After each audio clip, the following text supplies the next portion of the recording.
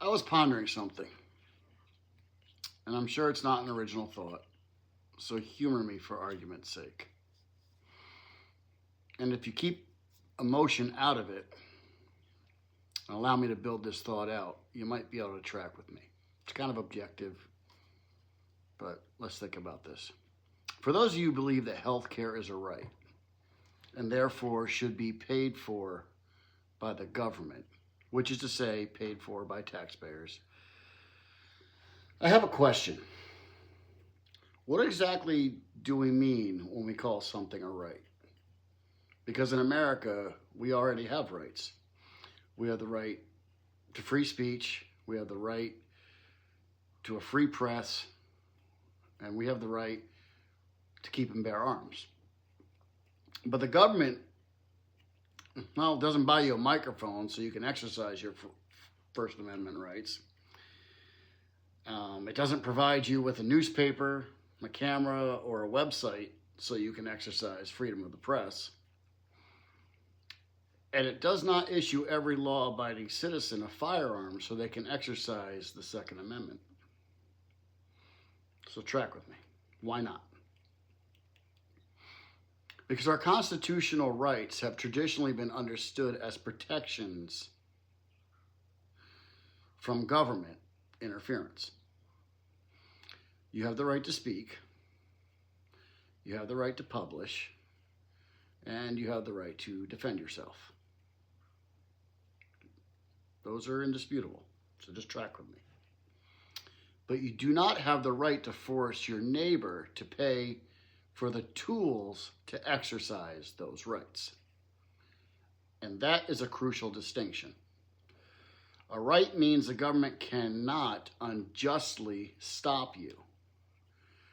It does not automatically mean the government must provide it to you at someone else's expense. I'm just being argumentative here, but let's track it. Now, supporters of universal health care often respond by saying health care is different. Health care can be a matter of life and death. And that's true, but so can the right to self-defense. If a woman is attacked in her home, if a father is protecting his family, or if a business owner is facing a violent criminal, the ability to defend oneself is also a difference of life and death, correct? In those moments, a firearm can be just as life-saving as a doctor. So if the argument is that anything essential to preserving life should be funded by taxpayers, then why wouldn't that logic apply to firearms and training for law-abiding citizens? If healthcare should be publicly funded because it protects life, then shouldn't the government also provide every citizen with the means of protecting their own life? Most people will reject that conclusion, but that reveals an issue.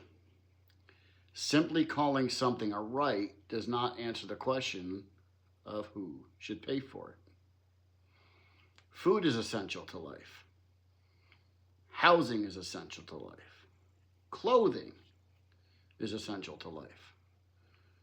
Personal security is essential to life. But we generally do not say that because something is necessary, your neighbor is morally obligated to provide that for you.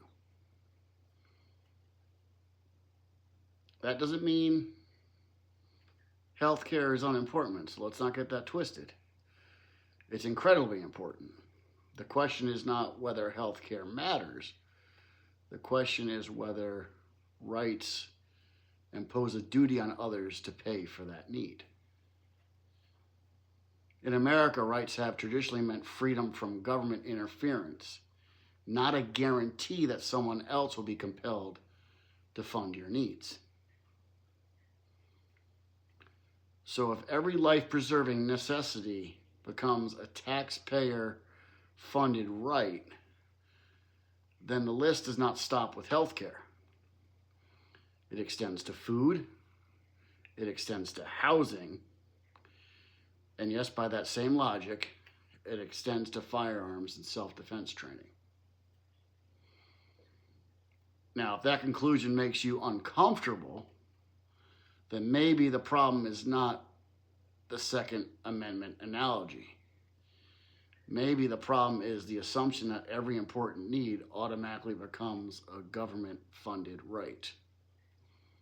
A right protects your freedom. It does not necessarily create a claim on mine, yours, or your neighbor's wallet. That's my thought for today.